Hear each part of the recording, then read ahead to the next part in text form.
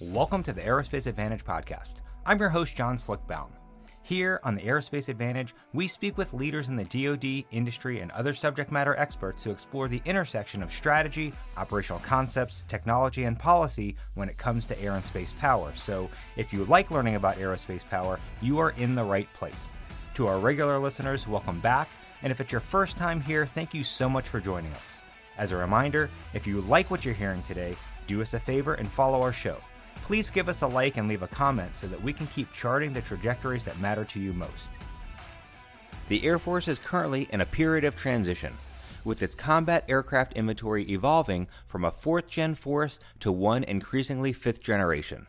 After years of talking about aircraft like the F-35, F-22, and the B-21, the Air Force is finally seeing production quantities increasingly tip the scales of what's populating its ramps around the globe. And trust me, we have got a lot more work to do to grow those 5th-gen numbers, but the trend lines clearly exist as more and more units retire their legacy aircraft and strap into new ones. And today, that's mainly driven by the F-35. We all know that the Air Force bought too few F-22s, which is why we have F-15Cs and F-15Ds still flying that are nearly 4 decades old and are structurally exhausted, not to mention increasingly irrelevant against modern threats. So it's been left to the F-35 to pick up where the Raptor left off and to help modernize the force. The B-21 will also join these ranks in short order, as well as the Next Generation Air Dominance System, which is the next air superiority aircraft. So that's the focus of today's episode. We're going to talk about this transition and what it means from a pilot perspective. As you know, Mitchell Institute always has active duty Air Force officers assigned to our team each year, which is absolutely incredible. It really allows us to gain insight regarding what's occurring at an operational level, not just what's happening in Washington, D.C. And this year, we are extremely fortunate to have 2 fighter pilots who span this evolutionary path that we are discussing. Lieutenant Colonel Max Cover, callsign EFIS, began his career in the F-16 and later transitioned to the F-35. We've also got Lieutenant Colonel Gary Glogic, callsign Plugger, who is a highly experienced A-10 pilot. FS Plugger, it is awesome to have you guys with us today. Hey, thank you, Slick. It's a pleasure to be here with Mitchell and the podcast team. If I can just give a quick disclaimer up front, these are my personal thoughts, and these thoughts and comments here today are not representative of the United States Air Force. Thanks, Slick. I'm excited to be here, and same as Ephes said. All right. So with that, I really would love for you guys to just walk the audience through your careers. When did you earn your wings? What was your operational flying career, and what's it look like so far? So Plugger, let's get started with you, and then we'll go to EFIS. For sure. So I completed pilot training in 2007, became a first assignment instructor pilot. So that means I stayed at my pilot training base and instructed for about 3 years before I transitioned to the A-10, and that was in 2011. So as I was completing my first assignment, I had an awesome commander at the time, Sax Mathis, and he was an Eagle pilot. And I remember him saying, I know you really like flying jets, and the last couple of jets out there that you can really go out and manhandle and fly are the Hog and the Eagle. So I think what you need to decide is whether you want to do the air-to-air fight or you want to be an air-to-ground pilot. And I'd kind of already decided that I wanted to be an air-to-ground pilot as the primary focus, so I picked the Hog. After completing IFF and the A-10B course, I went straight out to Korea for my first assignment. I started there as a wingman in Korea, and then after about a year, I upgraded to being a flight lead before I left.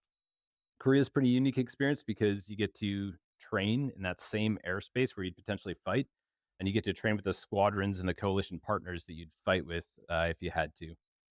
After Korea, I PCS to Moody, and then left right away on a deployment to Afghanistan, came back to Moody, and then went through the forward air controller and instructor and evaluator upgrades before going back to Korea for another assignment. I was there for a couple more years, became a mission commander, instructed, evaluated, worked at the wing a little bit, doing exercise planning, and then came back to DM. So you can see the trend there, a lot of back and forth from DM and Moody in Korea. But once I was back at Davis-Monthan, we started seriously talking about agile combat employment. I left for a year to go to school and then was lucky enough to come back and be the director of operations of the operational support squadron, and then commanded the Bulldogs before coming out here to Mitchell. So I've been fortunate to fly in a lot of places across the Pacific, from the South China Sea all the way up to Alaska, to deploy and to go to lots of flag exercises over those 5 operational assignments. And I'm most thankful for building the relationships with the SOF community, the TACP community, the rescue community, and then the rest of the combat air forces. For me, I'm a ROTC graduate out of Montana State University, Bozeman, and I graduated in 2005 where I got my commissioning. From ROTC, I went through a pilot training program called Euro-NATO Joint Jet Pilot Training, and that's where you get to train with your NATO ally partners and go through about a year and a half worth of training in the T-37, T-38, and building those fundamentals of airmanship and how to fly for the Air Force. There's a pivotal milestone towards the end of that training called drop night, and that's what every student gets to look forward to and put down a dream sheet, if you will. You list your top 3 assignment choices in terms of what aircraft you want to fly. For me, there was no 5th gen option. There was no F-22 or F-35 available for drop night during that period when I was about to get my wings, and I really wanted to do multiple mission sets, and that's why I put in for the F-16. It was a single-seat, multi-role aircraft, highly formidable in any dogfight arena, and it's an awesome aircraft. So put that down as my number 1. Didn't think I was going to get it. I was fortunate enough to get it, and that's where I went off to the races. So that took me to Luke Air Force Base, where I learned to fly the F-16. And leaving that schoolhouse, you're basically a brand new combat wingman, if you will. My first operational assignment was in Europe. That was a 3-year period where I flew the Block 50 F-16, and that's a mission set where you focus and specialize on suppression of enemy air defense systems, and we call that SEAD. We had multiple TDYs during that period, and just like everyone else, I imagine we had the CENTCOM deployment in the Middle East. And it was during that time where it was an AEF-style rotation bucket, so you kind of knew when you were going to be in queue to deploy and go conduct close air support combat operations. But outside of that, while you're in garrison and sometimes TDY, you train for the best high-end fight you can with your platform. And that was for us doing SEAD. Out of Germany, I shifted west. I wanted to take my experiences and what I learned at that first assignment and go try and teach a larger construct of operations. I wanted to be an aggressor.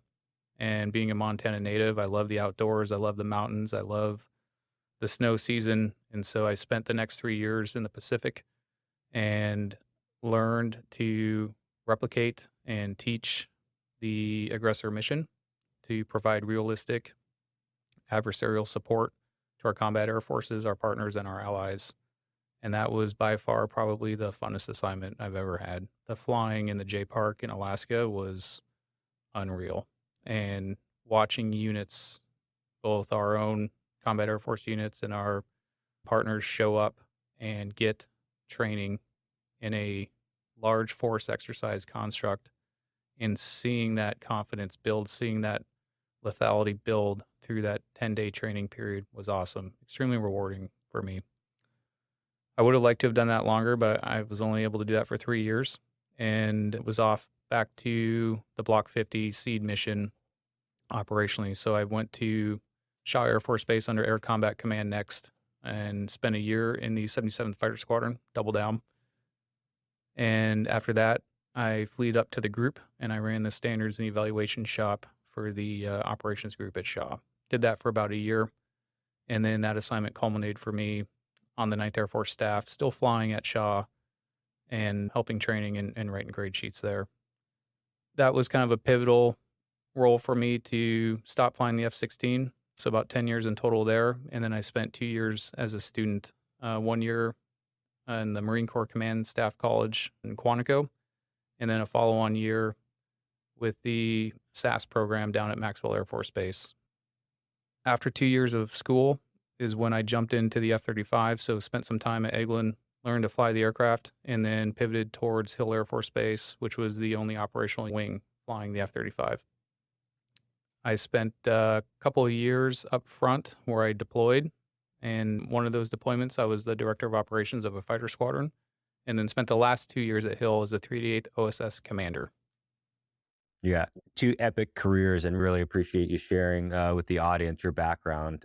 Now, can you describe the operating environments in which you grew up in? I mean, I'm guessing you both had multiple deployments to Central Command region, plus some other locations. And what did that mean from a threat environment perspective and the sorts of missions that you were asked to execute? When I was a lieutenant and captain in my first operational unit, the operating environment for us was to be able to respond to regional crisis, right? And being stationed in Europe, that's where our focus was. And the mission set that we specialized in the Block 50 Viper was suppression of enemy air defense. And we also went TDY quite a bit, and that was primarily focused on building partnerships and strengthening ties with our allies as a coalition.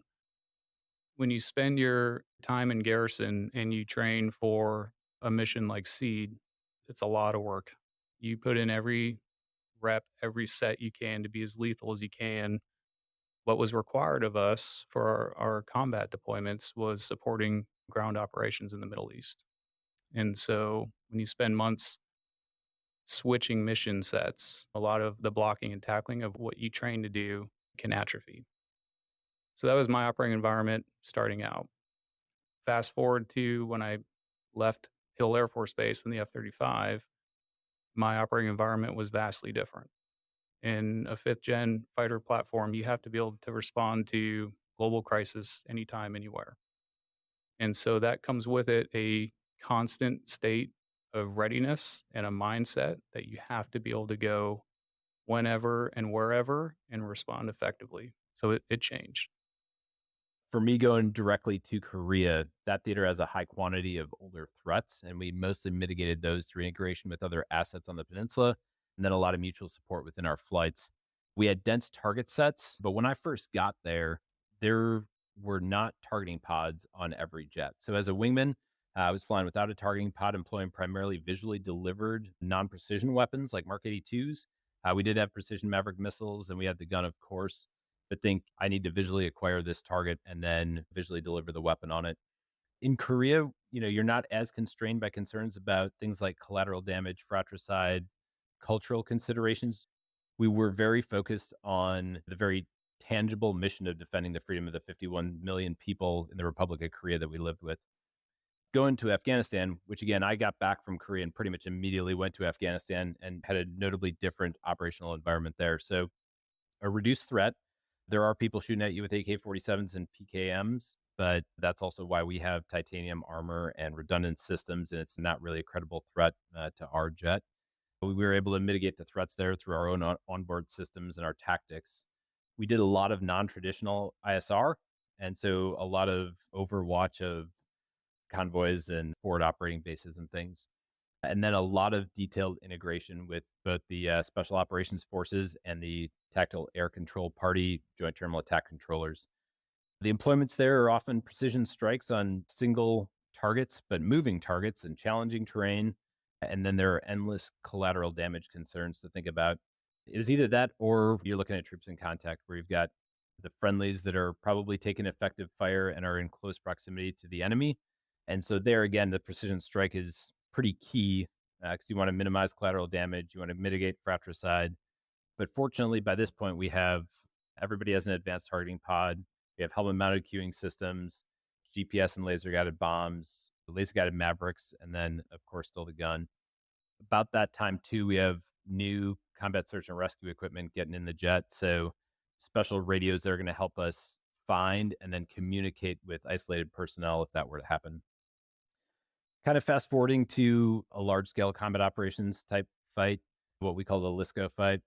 It's probably important to point out that we've always trained to increase threat fights, but as the CENTCOM commitments decreased, that just allows you more time to focus on those higher end, higher threat missions because you're not spinning up to go do the reduced threat kind of friendly Overwatch or sometimes the non traditional ISR type mission. So if you do have a theater with the advanced long range strat SAMs or the highly mobile tactical SAMs, in the A-10 especially, but probably in any fourth gen fighter, that's where you start looking at the essential nature of having a force package. So we need that air superiority team to mitigate the air-to-air threats and the surface-to-air threats down to whatever acceptable level of risk we get from the air component commander. Some weapons and capability that we added also was multi-target capability. So where you can press the pickle button once and send 6 different weapons to 6 different targets, which is really helpful. Small diameter bombs with a little bit more range, laser rockets for even more precision capability. And then we even started looking at miniature air launch decoys. So in the Hog, we still bring the quantity of weapons, but with more range and more precision than we used to. So if I was to summarize all of that in a kind of transition over the last decade or so, even though we're flying jets that are older than everyone in the squadron, the sensors and the weapons and the tactics are not from the 70s or 80s or 90s. And I think we're far more lethal and survivable than we were when the jet came out. So here's where your experiences diverge. FSU tracked the F 35 in 2018. So talk to us about what that was like. For me, jumping into an F-35 slick from an F-16 was not like upgrading from an iPhone 10 to an iPhone 15. It was like going from my college Motorola flip phone to an iPhone. Okay. So I'll talk you through briefly just what it was like for me on my first time flying one, if that helps. After we briefed up the mission, I went out to the flight line and I did my first walk around. And you're an F-16 pilot. When you've got thousands of reps of being used to seeing fuel tanks, pylons, weapons, stuff hanging on the wings, targeting pod, all that, there's nothing there. It is a clean aircraft. And that is the inherent design of stealth and what it can bring. And so just the stealth attributes of the aircraft immediately enables you the ability to go down roads that you would never go drive down in your prior vehicle, if that makes sense. What was most awesome flying that jet for the first time wasn't just the stealth. It was the massive amounts of data that was displayed to me through Fusion to where I could make decisions. And the current terminology that I've heard lately is, sense makes sense, act. The jet gives you all that data. It's now the question is how capable are you? How capable is the gray matter to process and act on it? Because you've got it. That was the main leap for me that I spent the majority of my time at Hill while flying to get better at every day. Well, how did you see these attributes play out when you deployed? I deployed twice in the F-35. On a regular basis, we had lieutenants and captains flying thousands of miles in the F-35, and they're wearing multiple mission set hats. They were the ISR of the sky. They were the attack capability of the sky. They were the fighter capability of the sky when needed. They were the electronic attack capability of the sky when needed. And I used to actually joke to myself after a combat sortie was complete, I'd get a debrief from the pilots when I was sitting top 3. And I said, okay, which one of these categories of a mission set did you do today so I can log it? Were you primarily ISR? Were you strike platform? Were you flying intercepts? And it's the response that I would get would be yes. And so what I'm getting at is the F-35 is so much more than a fighter aircraft.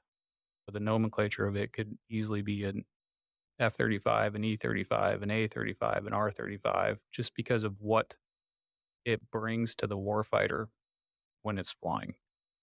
And the level of maturity and responsibility that those pilots had at such a young age that I never had growing up in the F-16, that increased level of situational awareness and their ability to make decisions airborne was amazing.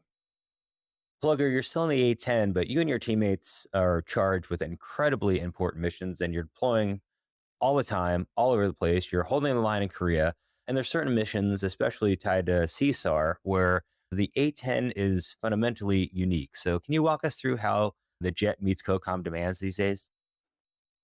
Yes, so the A-10 is often synonymous with close air support, but we do a lot more than close air support and forward air control. You mentioned combat search and rescue. That's an area that we put a lot of focus in, and we often say that our heart is in CSAR. But we also do air interdiction, strike control, and reconnaissance, a number of counter maritime missions. So there is a breadth of missions that we do train to. And yeah, the jet has some unique systems. We've got 4 radios, a couple of which can scan. We've got the combat search and rescue radio that is amazing at helping to locate and then communicate with isolated personnel. And our avionics and our HOTAS, our hands-on throttle and stick system, so think like the 16 buttons with multiple directions to push each of those buttons. Those are purposely designed for CAS and CSAR, and so it's really well integrated to the missions that we focus on. We bring a ton of weapons to the fight with 50 rounds of 30 millimeter pods of laser rockets, plus plenty of precision direct attack munitions as well. But all of that's great, but I think the really important thing is the community and the depth of knowledge and the dedication to really the procedures and the tactics and techniques that go into flying close air support and combat search and rescue. Besides that, the relationships are really important. So when often people say, how would this apply to a joint scenario or whatever? To us, just about every mission we fly is joint. We're supporting SOF or tactical air control parties. So the JTACs from both those communities, we're out there with the rescue community, flying with the HC-130s and the H-60s, working with PJs and Crows. Like that is what our community does. And we have very, very great relationships with those different communities that I think are really important. As you said, yeah, there's an A-10 squadron in Korea. There's an A-10 squadron deployed to CENTCOM right now. But really, regardless of where we go, I think it's important that we bring that depth of knowledge of precision attack and personnel recovery. And then we're able to carry through on those relationships that we've built over the years with the communities that we're going to fight with. So, regardless of which theater you're in, I think the different mission is going to drive different levels of integration with the other communities, whether we're killing targets or we're recovering isolated personnel. I've got to ask a question that I have to figure plays into the equation these days, and it's the idea of the sunset of the airframe. And leaders have been vocal about it, and they're saying that they need to retire the A-10. Which, if you're a pilot, that can you easily take that personal. You don't want to see your baby retired, and it sounds like rejection at the time you guys are trying to do your best to meet the COCOM demands around the globe. So it also comes in the wake of being rock stars front and center for the last 2 decades. So, as a squadron commander, how did you work through managing these dynamics? Yeah, it's a great question. So, our community is truly passionate about close air support and combat search and rescue. And that's the focus of our training, right? But I think it's important to focus on the passion and the knowledge and the skill of those missions rather than the specific tool that you're using to execute those missions. So, General Goldfein, when he was the chief of staff of the Air Force, he came through one of the squadrons I was in. And what he told us is that he was far more worried about losing the A-10 community than he was losing the jet. So I think what I was focused on was preserving that deep knowledge in the close air support, forward air control, combat search and rescue in the pilots. So as we move them out into other places in the combat air forces, that knowledge and that expertise would remain. So we often go back to close air support over the history of aviation. The mission often transitions back to that. And I think there'll be a day when either because we're winning or because we're not fighting in the primary focus theater, that close air support will be important again. I mean, it's important now, but it'll be important because we've achieved air superiority and we're going to shift to that mission again. And I think that's going to be the day that you probably have F-35 pilots with an A-10 background that are stepping up and saying, yep, I'm the one who can run this combat search and rescue mission. Yes, it's time for me to pull out the joint tactics, techniques, and procedures for close air support. And I'm going to lead this one and I'm going to teach the rest of the squadron and I'm going to keep that knowledge alive in the combat air forces. So the different missions are easier to focus on when you have a specific deployment on the books, right? And when you don't, you kind of focus on balancing readiness with, like for us, we were developing agile combat employment procedures and techniques and trying to work on operationalizing that concept, not just for our jet, but for the entire combat air forces. And then I was focused on prepping pilots who were going to transition, whether it was sooner or later. So to do that, I was taking the initiative to seize opportunities to increase the depth and the breadth of experience that they have. So doing exercises with the Army, with the Navy, SOF, with the mobility air forces, doing agile combat employment, and then getting as much high-end integration training as we can at the green flag and red flag exercises. So really it was trying to get experiences and build those relationships because I want to teach those pilots how to think and not necessarily what to think. But if you're out there learning to solve tactical problems and building relationships across the joint force, even when you have different tactical problems, you'll have more exposure and you'll know how to think and how to solve those problems. And you'll be more ready for whatever you fly next. Well, this one is for you both. How do you see the missions evolving from fourth gen aircraft to fifth gen? I mean, we all know the idea of the A-10 and CAS and the unbelievable maneuverability of the F-16 in a close-in fight. So how do you see fifth gen types netting similar effects, but recognizing how the mission is executed from a tactical perspective and how that may change? Yeah, Slick, that's a good question. I have the utmost respect for the A10 and F-16 community and every fourth gen fighter community. Back to your question though about knowing the idea of an A10 able to do CAS, right? The first letter in CAS stands for close, right? And same goes for the F-16 comment of a close in fight. It needs to be able to get close to fight. And don't get me wrong, anyone who's been on the receiving end of an F-16 in a training environment or an A-10 in a training environment, or certainly a combat environment, it is a formidable effect that it can bring to the battle space. But we need it to be able to get close and it needs to be able to operate in an environment where it can survive, right? So as that battle space continues to become more lethal every day and less permissive every day, so will tactics, techniques, and how we employ and what we employ with will change. All right. The thing I would add is that often the mission is going to be about the pilot as much the airframe. I've been in a number of large force engagements where, as an A-10 pilot, you're probably doing air interdiction or whatever mission, but you're probably also the personnel recovery functional team lead and the one who's kind of coming up with the backup plan if we are going to have to do personnel recovery or a combat search and rescue mission. And then that expertise is always in your mind. So I would be bummed if we had an LFE go and that didn't have someone with that expertise and that depth of knowledge that was prioritizing personnel recovery. So I think it's really important as we move forward into other airframes that we keep the depth of expertise in some of those other mission sets. And as jets like whether it's the A-10 or the F-16 go away, that the skills that were learned there don't go away with that airframe. Now, what about the tactile impact? At Mitchell, we talk a lot about cost per effect and looking at what it takes to get the job done from an enterprise perspective versus the cost of individual weapons systems, absent of looking at mission effectiveness. And as I understand it, fifth gen is affording some very distinct benefits in that regard, with a few of the new jets doing what it once took a dozen or more legacy types to achieve. So, what's your thoughts on that? Yeah, Slick, another great question here. This is my personal opinion. Cost per effect to me is nothing new. And what I think you're asking is force packaging, right? When you go back to before World War II began and study the Air War Planning Division, the documents on how we plan to fight and win the war, we looked at how many bombs it would take to be required to hit a single target. And then we took that number and we walked backwards and we said, okay, how many bombs can fit in these bombers that we're building right now, right? Because it was still in concept. And then we developed the need, the requirement in terms of quantity for the bombers to carry those bombs to deliver effects, right? And that comes at a cost. And if you take that thread and you pull that forward all the way into Desert Storm, we saw that realized with the force packaging that would have been required in a single bomber mission in Europe to Desert Storm in a time where stealth and PGMs came together and the force packaging that was required to strike a single target was vastly different than it was in World War II, right?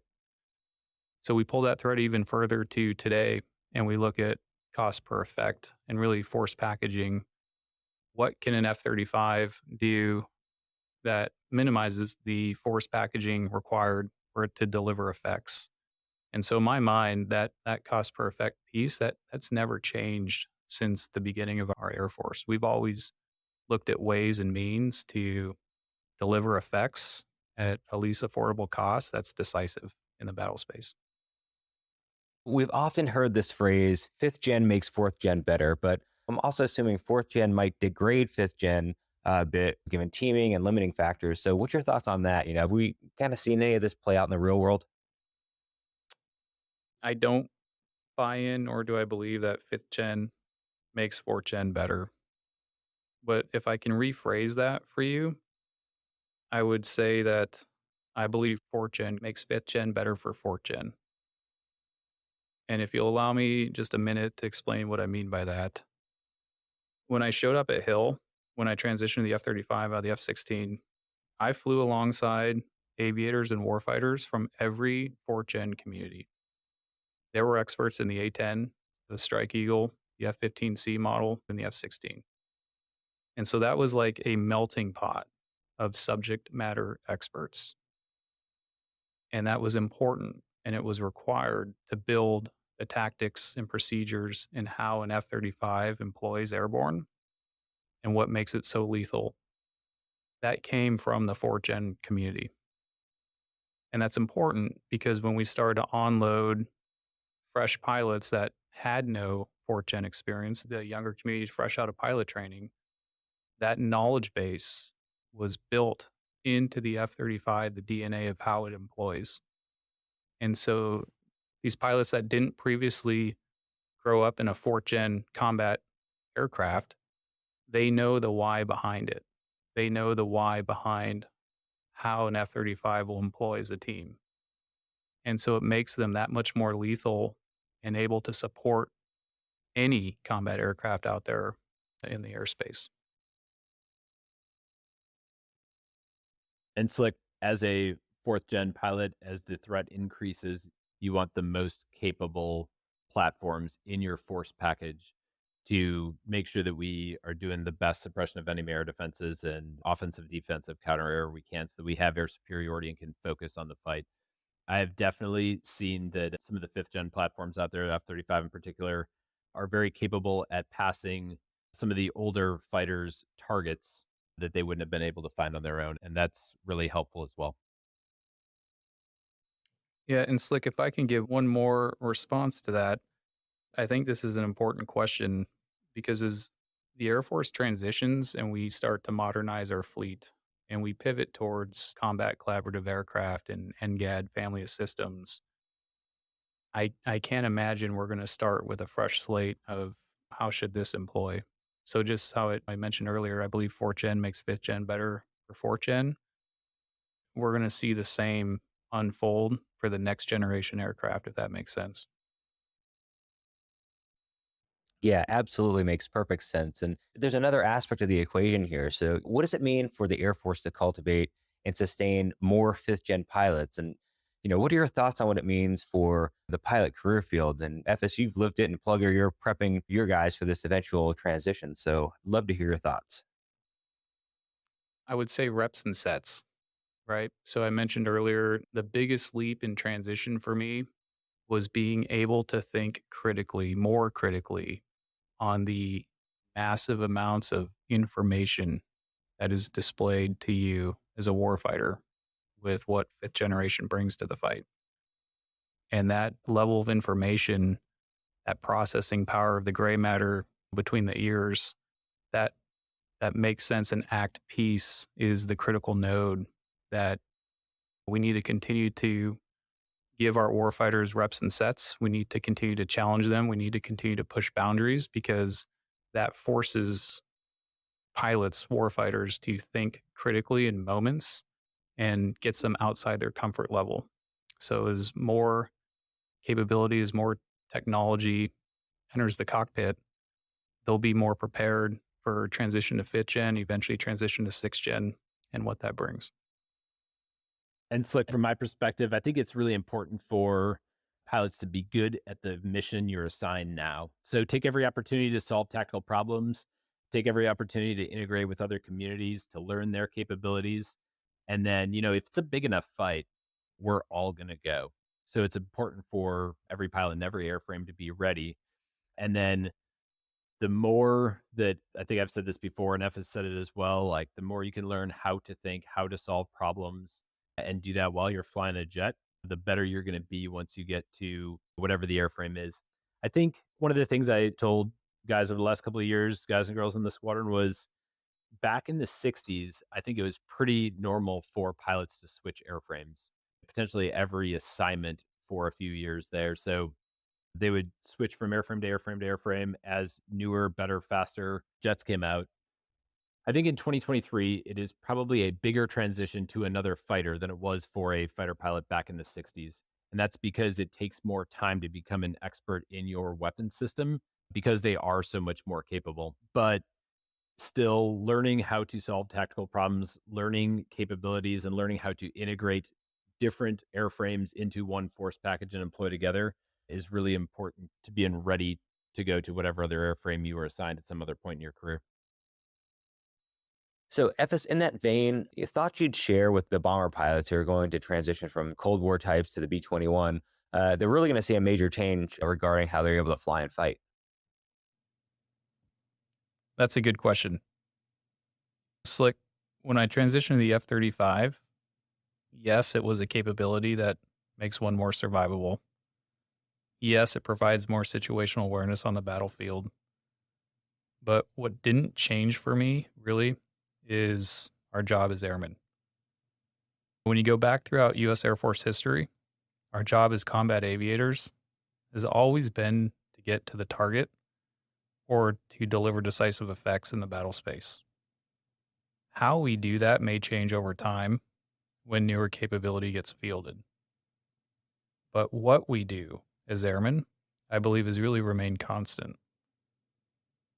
It's our ability to not just think, but to think critically in the moments of fog and friction in both training and combat.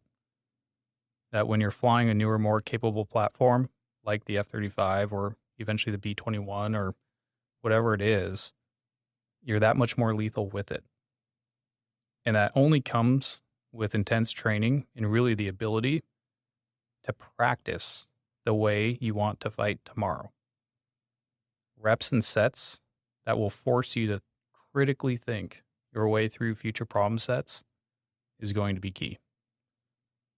I firmly believe, again, these are my personal thoughts, that the most dangerous combatant one can ever face on the field isn't just going to be the one with the latest and greatest hardware. It's instead going to be the warfighter that has both the hardware needed and also the mind that is versed in thousands of years of warfare history that can outthink you because of it. Our ability as airmen to critically think through tough situations, regardless of what we're flying, is what's going to continue to give us that competitive edge on the battlefield. Well, guys, as everybody knows, no one as big a fan of fifth gen as Mitchell. But the reality is that modernization moves at the speed of money. And we talk about that often here on the Aerospace Advantage. And given the budget constraints, we're going to see fourth gen in the fleet for several more years and really well into the next decade at least. So talk to us about how you expect to see the missions evolve for types like the F-16 and others whose lives will be extended to sustain a baseline of Air Force capacity. Yeah, a quick response to that one is tactics and capability will continue to evolve with it. An F-16 that was batch one off the line in a frontline unit is vastly different from a F-16 in today's warfighters' hands. So as the threats evolve, capability will evolve with it.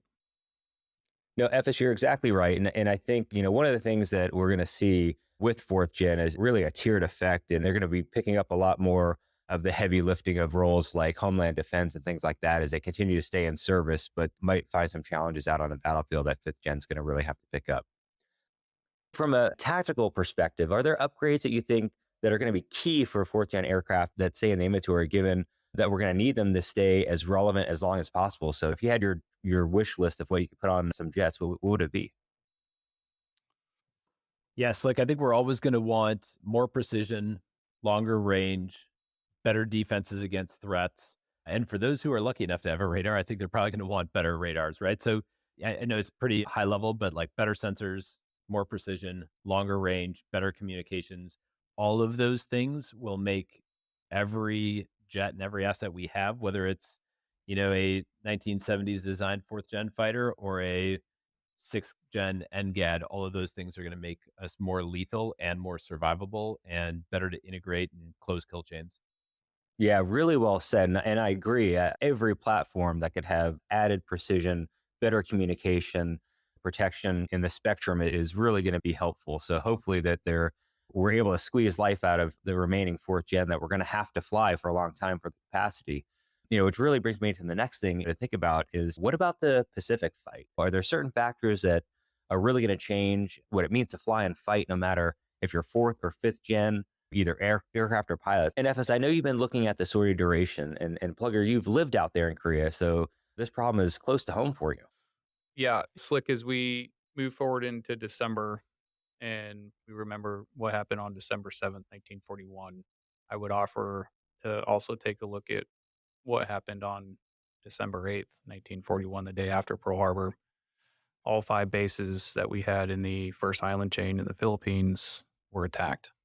50% of our combat capability in the Pacific was lost in the first opening salvo of conflict. And the result of that is airmen had to launch for survival, and they retrograded to areas as far as Darwin, Australia. And we can all read what happened throughout the next few years of that in our warfare history. But the bottom line is airmen had to fly a lot longer distances, and the sortie duration that was required to win back islands and fight and win for years came at a cost, right?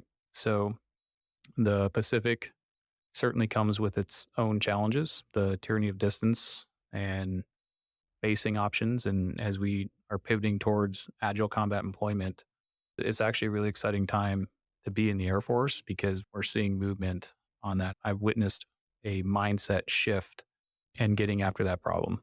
So I'm taking a look at that as a fellow here at the Mitchell Institute of just longer sortie duration and what that entails.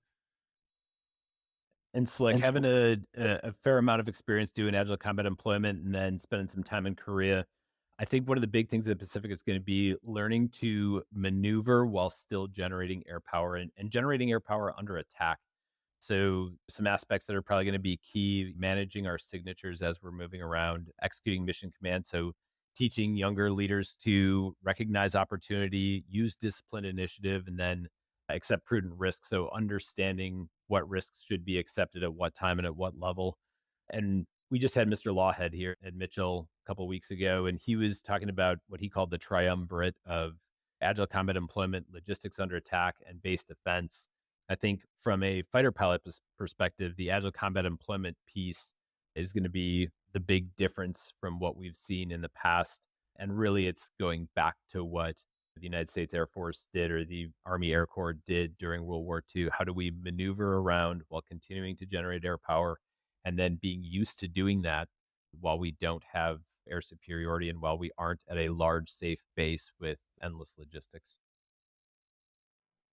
Well, guys, what about what we've seen in Ukraine? I'm guessing those circumstances make a pretty compelling case, not just for air power, but, for fifth gen, given survivability concerns and the need to just collect as much information in the battle space as we can. Yeah. I, I'll speak to just what I've seen on the news every day, like everybody else. I think we'll look back on this as a air power history lesson of what happens when an air force can't deliver air superiority, what happens when an air force can't deliver effective seed, and what happens when an air force can't be decisive in the battle space. And I think we're seeing that now.